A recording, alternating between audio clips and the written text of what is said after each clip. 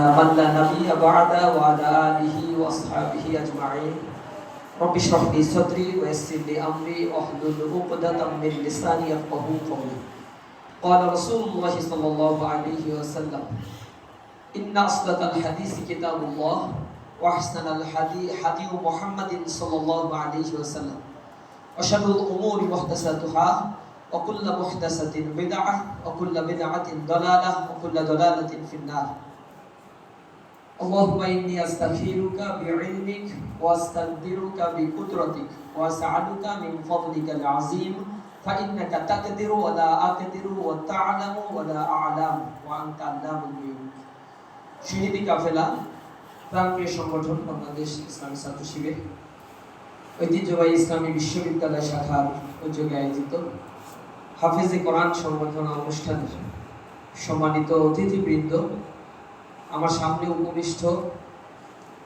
সম্মানিত ব্যক্তিবর্গ, আজকের প্রোগ্রামের ডেলিগেট বন্ধুরা, বিশ্ববিদ্যালয়ের মেধাবী শিক্ষার্থী, হাফেজে কোরআন ভাই বোনেরা, আসসালামু আলাইকুম ওয়া রাহমাতুল্লাহি ওয়া বারাকাতুহু।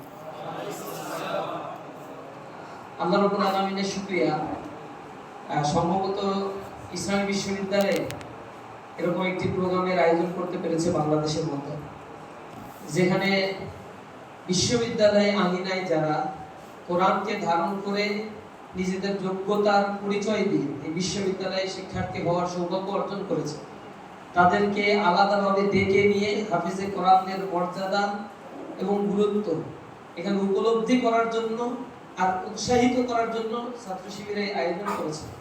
এজন্য সংগঠনের শাখা দায়িত্বশীলদেরকে আমি ধন্যবাদ জানাই।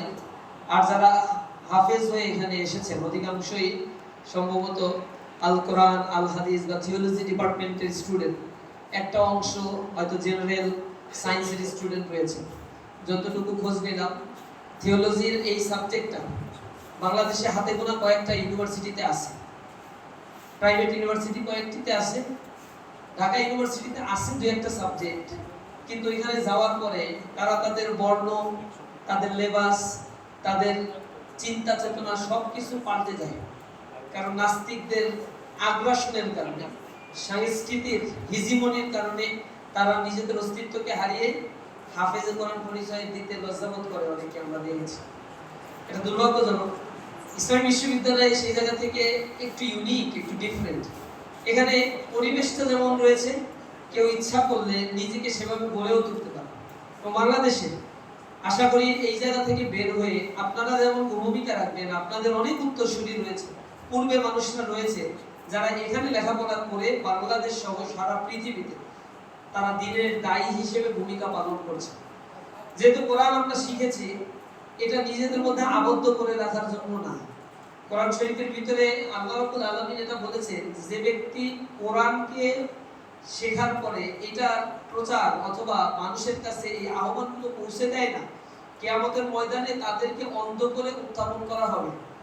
সে আশ্চর্য হয়ে বলবে, আমি তো এরকম হয়ে উত্থাপন হওয়ার কথা না। তখন তাদেরকে বলবে, তোমার কাছে আয়াত দিয়েছিল, প্রচার করার কথা ছিল, সতর্ক হওয়ার কথা ছিল, করার কথা ছিল, এগুলো যারা করে নাই তাদের অবস্থাটা খুব ভয়াবহ হবে সেদিন।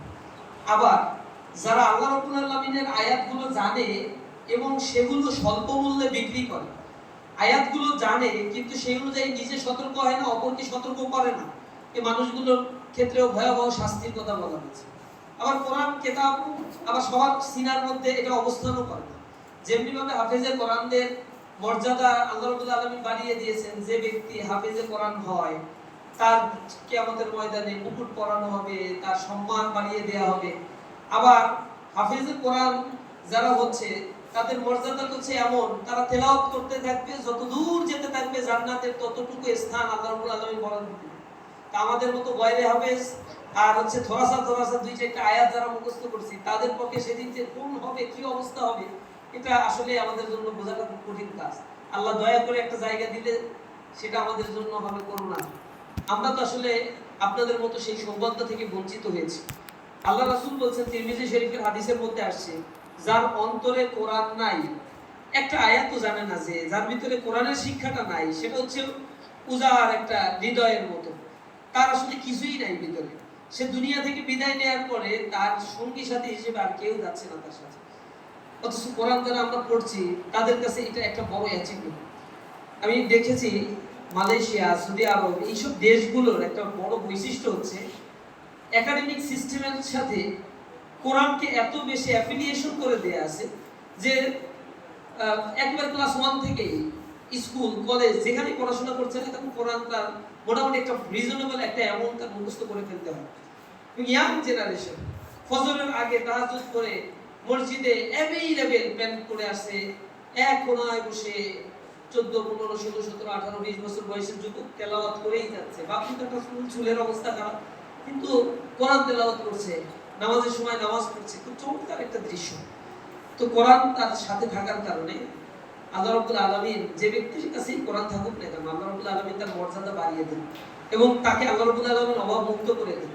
আমাদেরকে বুঝতে হবে রিজিক আল্লাহ রাব্বুল আলামিনের থেকে বরাদ্দ, এবং আল্লাহ রাব্বুল আলামিন তার যার জন্য যে রিজিক বরাদ্দ রেখেছে সেটাই হবে। হতাশ হওয়ারও কিছু নাই, মনে করার কিছু নাই আমার লেবাসটা মনে হয় পাল্টাই নেই, পরিচয়টা একটু আত্মগোপন করলে রিজিকটা মনে হয় বেড়ে যাবে। যা করি সব তো রিজিকের জন্যই। একটা বাড়ি, সেটাও রিজিক। একটা গাড়ি করতে চাই, এটাও রিজিক। একটা ভালো ফ্ল্যাটে থাকতে চাই, চাকরি করতে চাই, this is all kinds of রিজিক। কিন্তু আল্লাহ রাব্বুল আলামিন বলছেন তো রিজিকের ভিন্ন ব্যাখ্যা। আল্লাহ রাব্বুল আলামিন বলছেন ওয়া ইয়াত্তাকিল্লাহা ইয়াজআল লাহু মাখরাজা ওয়া ইয়ারযুকহু মিন হাইসু লা ইয়াহতাসিব। আল্লাহ রাব্বুল আলামিন কে যে ভয় পায় তার জন্য আল্লাহ রাব্বুল আলামিন রাস্তা বের করে দেন এবং তাকে এমন জায়গা থেকে রিজিকের ব্যবস্থা করেন যা সে কখনো কল্পনাও করতে পারে না। ইন্নাল্লাহা বালিগু আমরিহি ক্বাদ জাআলাল্লাহু লিকুল্লি শাইইন কদরা।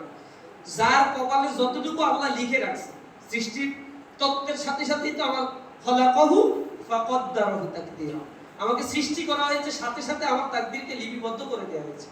কিন্তু অনেক ক্ষেত্রে তাকদীরের উপরে বিশ্বাস আমাদের কর্মের মাধ্যমে উঠিয়ে ফেলি, পরিবেশ আমাদেরকে উঠিয়ে ফেলতে বাধ্য করে। আমরা তখন বলে যাই ওয়াল কদরি খায়রিহি ওয়া শাররিহি মিনাল্লাহি তাআলা, আল্লাহর পক্ষ থেকে যে এটা নির্ধারিত। আমার পক্ষে যদি হাজার হাজার কোটি কোটি শক্তিধর মানুষ একত্রিত হয়ে আমার রিজিককে বাড়ানোর চেষ্টা করে, তাদের একজনের পক্ষে সম্ভব না আমার রিজিক বৃদ্ধি করে দেয়। আবার পৃথিবীর সব তাগুতি শক্তি যদি একসাথে হয়ে বলে যে ওর রিজিককে আমরা কমিয়ে দেব, পৃথিবীর কারো পক্ষে এটা সম্ভব না তার রিজিককে কমিয়ে দেওয়া। এটা আল্লাহর পক্ষ থেকে একেবারেই সুনির্ধারিত। সুতরাং আল্লাহ রাব্বুল আলামিন যার জন্য যা বরাদ্দ রেখেছে তাই হবে। আপনি ইউনিভার্সিটিতে এসেছেন, লেখাপড়া করছেন, মেধা আল্লাহ দিয়েছে, এটা তো আল্লাহর বড় অনুগ্রহের পাত্র হিসেবে আপনারা এখানে এসেছেন। আরো বেশি সম্মানিত হবেন দুনিয়া থেকে বিদায় নেওয়ার পরে, যে কোরআনটা আমরা লালন করছি এই কোরআনটা ধারণ করে যাতে জীবন থেকে বিদায় নিতে পারে। আমাদের সমস্যাটা হলো কোরআন হাফেজে কোরআন হওয়ার পরে শয়তান তো তাদেরকে বেশ আক্রমণ করার চেষ্টা করে, এবং এই আক্রমণটা শয়তান করে খুবই ছদ্মবেশী। আপনাদের সাথে হয়তো খোলামেলা যুদ্ধে শয়তান জড়ায় না, কিন্তু শয়তান তার কৌশলগুলোকে অবলম্বন করে ভিন্ন ভিন্ন ভাবে। দারুন নদওয়ার বৈঠকে যেরকম ফেরেশতা সেজে আসছিল, একেবারে দাড়ি টুপি জুব্বা টুব্বা পরে খুবই মস্ত বড় আলেম হয়ে আসছিল, ঠিকই আপনাদের কাছে যখন আসে তখন এরকম ছদ্মবেশেই আসে। অনেককে এরকম আপনারা পাবেন ছদ্মবেশে এসে ধোঁকা দিচ্ছে, এবং শয়তান এগুলো চ্যালেঞ্জ করছে। একজন কোরআন জানে না এই মানুষকে ডাইভার্ট করা যতটা সহজ, কোরআন যে জানে তাকে ডাইভার্ট করা অনেক কঠিন একটা কাজ।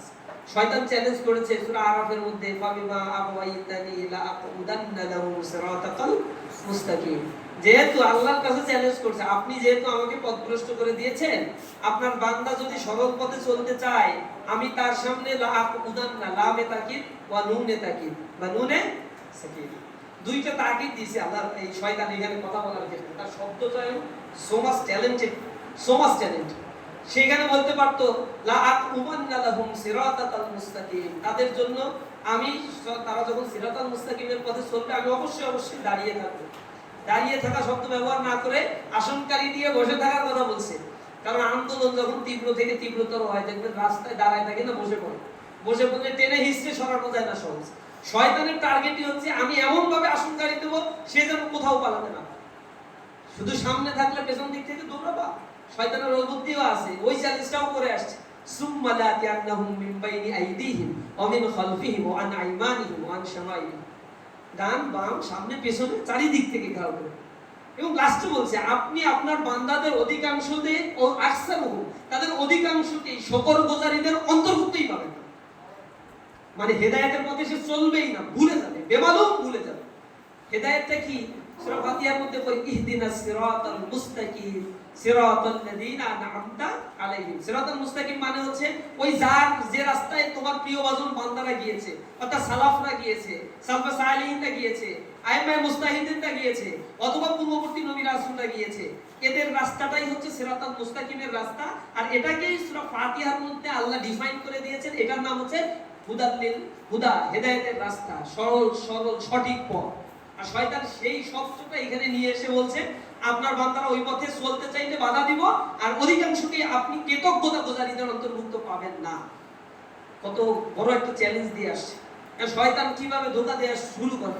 আমাদের সাথে অনেক হাফেজে কোরআন বন্ধু পেয়েছি আমরা, আমি যেহেতু মাদ্রাসায় পড়েছি, ইউনিভার্সিটি লাইফেও অনেককে পেয়েছি, যে বন্ধুদের দেখতাম তারাবি পড়ানোর পরে বের হয়ে একটা সিগারেট ধরানো শুরু করছে। নামাজ ঠিক মতো করবে না, নফলের খোঁজ নেই, গালি গালাজ যা আছে আগাগোড়া সবই দেয়, সব কিছুর সাথে যুক্ত, আবার নামাজও পড়ে, ভুলও নামাজ পড়ায়, মানে এত লোকমা খায়, কিন্তু ওই মুসল্লি বুঝে না, অতটা পার পেয়ে যায়। কোরআন যদি বুঝতো তো পিড়ায় বের করে দিত। উলট পালট কোরআন পড়ে তারপরে মাপ পাওয়া। এখন অনেককে হারিয়ে গেছে, আমি দেখছি আমার সাথে 5 জন 6 জন হাফেজে কোরআন ছিল, একজন টিকে আছে, 4 জনকে হারাই ফেলছে। একটা ছেলে টিকে আছে, সে শিবির করছে, আল্লাহর অনুগ্রহ, মেডিকেল এখন একটা মেডিকেলের টিচার।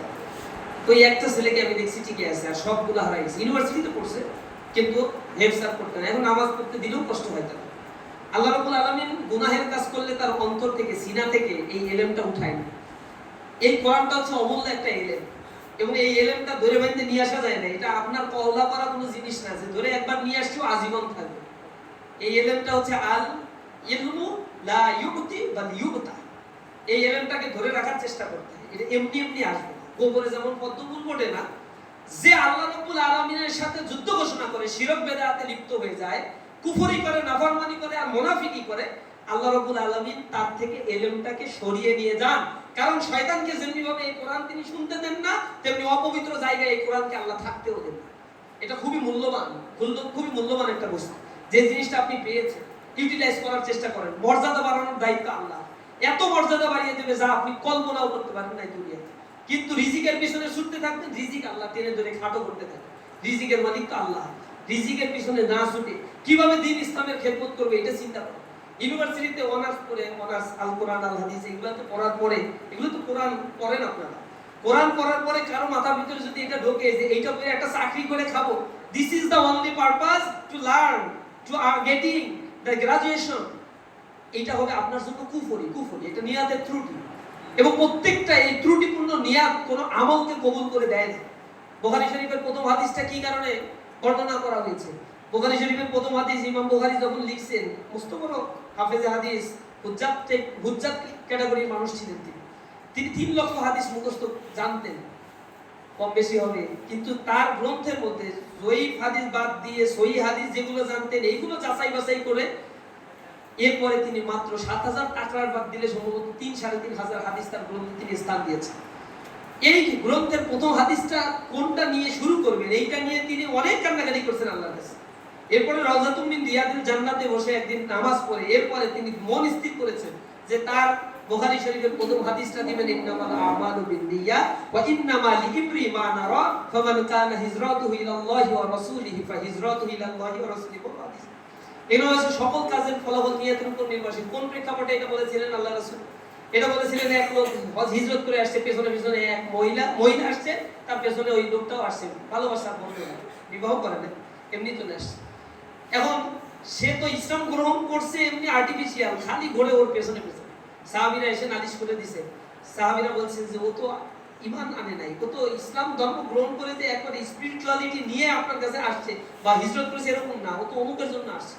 তখন আল্লাহ রাসূল ওই হাদিসের লাস্টে বলছে, যে ব্যক্তি দুনিয়ার কোনো কিছু চাওয়ার জন্য অথবা কোনো নারীর প্রেমে আসক্ত হয়ে যদি হিজরত করে থাকে, ফাহিজরাতু আলা মা হাজারা ইলাইহি, তার হিজরত সেই হিসেবেই করতে হবে যে হিসেবে সে হিজরত করছে। তো এই হাদিসের যে জোরে যেহেতু টানা হয়েছে, এটা হচ্ছে যে যে কাজের নিয়ত করবে সে কাজের ফলাফল সে পাবে। আরেক হাদিসের মধ্যে আমি পড়েছি, রাসূলের কাছে জিজ্ঞাসা করা হয়েছে যে আমরা অনেক কাজ করি, সাহাবারা বলছে আমি অনেক কাজ করি, যে কাজটা আসলে এমনি করি কিন্তু ভালো কাজ, আল্লাহ সন্তুষ্টির জন্য করি না, এমনি করে ফেলি, তো এইটার জন্য কি আমি পুরস্কার পাবো? হাদিসের মধ্যে আসছে যে না, ওইটা আল্লাহ সন্তুষ্টির জন্য তুমি যেটা করবে সেটাই আল্লাহ রাব্বুল আলামিন তোমার জন্য পুরস্কার প্রদান করে দেবেন। ওমা তুকদ্দিমু লিআনফুসিকুম মিন খায়রিন তাজিদুহু ইনদাল্লাহি ওয়া খায়রু ওয়া আযমু আজরা। সূরা মুজাম্মিল লাস্ট আয়াতের শেষের অংশে আল্লাহ বলছেন যে আমলই করো আল্লাহ এগুলো স্টোর করে রেখে দেন এবং সেটা আল্লাহর জন্য হইতে হবে। এটা না হইলে অনেক কুফরি করে, কিন্তু কুকুর বিড়ালের উপকার করে, মানুষকে টাকা দেয়, অনেক ভালো উপকার করে, জাহান্নামে যাবে কেন? আকীদা ঠিক নাই, আমল ওই জায়গাটা ঠিক নাই, বোঝাপড়াটা ঠিক থাকা খুব জরুরি একটা ব্যাপার। এই জন্য আমাদের যারা কোরআন পড়েছে, আমি সর্বশেষ এটা আহ্বান জানাবো, কোরআনটা শুধুমাত্র তেলাওয়াত করার জন্য নাজিল হয় না। কোরআনটা নাজিল হয়েছে লিতুখরিজান নাসা মিনাজ জুলুমাতি ইলান নূর, যাতে মানুষকে অন্ধকার থেকে আলোর দিকে নিয়ে আসা যায়। সূরা কাহাফের মধ্যে প্রথম আয়াতে আল্লাহ রাব্বুল আলামিন বলছেন আলহামদুলিল্লাহিল্লাযী আনজালা আলা আবদিহিল কিতাবা ওয়া লাম ইয়াজআল লাহু ইওয়াজা। তিনি হচ্ছেন সেই সত্তা যিনি তার বান্দার কাছে একটা কিতাব নাজিল করেছেন। আনজালা আলা আবদিহি, এমন তার বান্দার উপরে এমন কিতাব নাজিল করেছেন যেখানে তিনি কোনো বক্রতাই রাখেন না, এবং সেটা হচ্ছে মানুষকে হেদায়েতের দিকে আহ্বান জানায়। এই কোরআনকে বলা হয়েছে এটা হচ্ছে ফুরকান, সত্য এবং মিথ্যার মধ্যে পার্থক্য সৃষ্টি করতে পারে। তো কোরআন যদি শুধু তেলাওয়াত করার জন্যই নাজিল হইতো, তাহলে রাসূলকে এই প্রজেক্টটা দিয়ে এই কারণে এটা বলা হইতো না যে লিতুখরিজান নাসা মিনাজ জুলুমাতি ইলান নূর, যাতে তুমি মানুষকে ঘোরতর তমাশা অমানিসার ঘোর অন্ধকার থেকে এক মশালের আলোর দিকে নিয়ে আসতে পারো। জুলুমার নূরের মধ্যে পার্থক্য হচ্ছে ঘনঘটা অন্ধকার, যে অন্ধকারের মধ্যে কোনো খাত নাই, এক কদম আগালে আর সামনের কদমটা চেনা যায় না, অনিশ্চিত ভবিষ্যৎ। এটা সূরা বাকারার মধ্যে ওই যে একটা ঘটনা বলা হয়েছে না, মদিনা থেকে পালায় ষড়যন্ত্র করার জন্য মক্কায় চলে গেছিল দুইজন, এরপরে রাস্তায় আল্লাহ প্রচন্ড পরিমাণে বজ্রপাত আর হচ্ছে সেখানে অন্ধকার নামিয়ে দিলেন। ইয়াকাদুল বারকু ইয়াখতাফু আবসারহুম, এই আয়াতের মধ্যে আসছে ওইখানে আজলামু, যখন অন্ধকার নেমে আসে তখন তারা দাঁড়িয়ে পড়ে, তারা দাঁড়িয়ে পড়ে, এরপর যখন হালকা বিজলি চমকায় এক পা দেয়, এইটাকে বলা হয় আজলাম। এত অন্ধকার আর আগে পিছে কিছুই দেখা যায় না, আমি দাঁড়িয়ে আছি এতটুকুই চিনি, সামনে পিছনে আমার চোখ আছে কিন্তু আমি দেখতে পাই না। যে কোরআন পড়ে না, তার তফাৎটা হচ্ছে সে নিজেকেই চিনতে পারে না আসলে তাকে কেন সৃষ্টি করা হয়েছে। সে তখন বলে ই ড্রিঙ্ক ক্যান বি ম্যাড, খাই দাই ফুর্তি করার জন্য আমাকে সৃষ্টি করা হয়েছে। তো কোরআনটা তো আপনাকে, আপনার কথাগুলো কোরআনের মধ্যে আছে, শুধু তেলাওয়াত করলে সওয়াব আছে, কিন্তু তেলাওয়াত করার জন্যই কোরআন আসেনি, পৃথিবীকে পাল্টে দেওয়ার জন্য এই বিপ্লবী গ্রন্থের আগমন ঘটেছে। তাফসীরে জিলালের কোরআনের মধ্যে আপনারা হয়তো পড়েছেন, প্রান্ত টিকায় প্রথমেই এই ঘটনাটা বলা আছে। জিলালের কোরআনের এই ঘটনাটা যতবার পড়বেন চোখ থেকে পানি পড়বে। সেখানে একটা সূরার আয়াতের উদ্ধৃতি দেওয়া হয়েছে যে আমি তোমাদের উপরে এমন কিতাব নাজিল করেছি যেখানে তোমাদের কথাই আছে। আহনাফ বিন কায়েস, তিনি হচ্ছেন মস্ত বড় তাবী ছিলেন, কিন্তু কোরআনের পাণ্ডিত্য ছিল তার। তিনি এই আয়াতটা পড়ার পরে, শোনার পরে তিনি বলছেন যে এখানে আমার কথাও তো আছে। কোরআন খুঁজে খুঁজে নিজেকে আবিষ্কার করার চেষ্টা করছেন। আপনিও খোঁজেন, আপনার চরিত্র, বাহ্যিক বেশভূষা, সুন্দর চালচলন, দাড়ি টুপি বোরকা, এগুলো দেখে মনে হওয়ার কায়দা নেই আপনি খারাপ মানুষ, মনে হবে জান্নাত থেকে পালিয়ে আসছে, শুভ্রতা, কত চমৎকার আতিথেয়তা, লেনদেন, কিন্তু আপনার ভিতরে যে কতটুকু কি আছে এগুলো আল্লাহ ভালো জানেন। আল্লাহ রাব্বুল আলামিন বান্দার সুদূর অন্তরের সব খবর রাখেন। তো কোরআন আপনি পড়ার পরে আপনার চরিত্রটা কি, এগুলো একটু যাচাই বাছাই করে ক্যালকুলেশন কোরআনে দেয়া আছে যে আসলে আমি কি, আমার অবস্থানটা কোথায়, আমার বেশভূষা আমাকে আসলে জান্নাতে নিতে পারবে কিনা, এই জিনিসগুলো একটু জাস্টিফিকেশন করার দরকার নিজেদের, এবং নিজেরা যেন কোরআনের আয়নায় নিজেকে খুঁজে চলতে পারে। আপনাদের মর্যাদা আল্লাহ বাড়িয়ে দিয়েছেন, যে মর্যাদার ভাগীদার আমাদের পক্ষে হয়তো সম্ভব না। আল্লাহ যদি কোনোদিন কবুল করে, হায়াতে রাখে, যদি নসিবে রেখে থাকে, এছাড়া আর আপাত দৃষ্টিতে পৃথিবীর হাজার হাজার মানুষ, এই ইউনিভার্সিটিতে হাজার হাজার ছাত্র পড়ে, 300-350 স্টুডেন্টকে আল্লাহ এখানে কবুল করছে। এটা আল্লাহর পক্ষ থেকে আপনার জন্য বিশেষ অনুগ্রহ। আল্লাহ যাকে চান তাকে এই অনুগ্রহ প্রদান করে থাকে, এবং এই অনুগ্রহের ভাগীদার সবাই হইতেও পারে না। এই কোরআন মুখস্থ করা খুব ডিফিকাল্ট একটা ব্যাপার, খুবই কঠিন একটা ব্যাপার। নিয়াতে পরিশুদ্ধ না থাকলে আপনার বন্ধুদের মধ্য থেকেও, হেফজখানা থেকে দেখবেন অনেকেই পারে নাই, শেষ নামাইতে পারে নাই। আল্লাহ তো আপনাকে এত বড় একটা মুজিজা ধারণ করার তৌফিক দান করেছেন। সুতরাং এটার প্রতি আমরা যেন সুবিচার করি, আমাদের প্রতি, নিজেদের প্রতি যেন নিজেরা সুবিচার করতে পারি। আল্লাহ রাব্বুল আলামিন আমাদের কবুল করুন। আপনাদের জন্য দোয়া থাকলো, আপনারা বাংলাদেশের প্রত্যন্ত জায়গাগুলোতে, অ্যাডমিনিস্ট্রেশন, জুডিশিয়ারি, সব জায়গাগুলোতে যাবেন, নিজেদের দক্ষতা স্বাক্ষর রাখবেন, কোরআনের আলো ছড়িয়ে দিবেন, এবং কোরআনের আলোকে এই সমাজ ব্যবস্থাকে আমরা গড়ে তুলব। জুলুম থেকে এই সমাজ ব্যবস্থা পরিত্রাণ পাবে।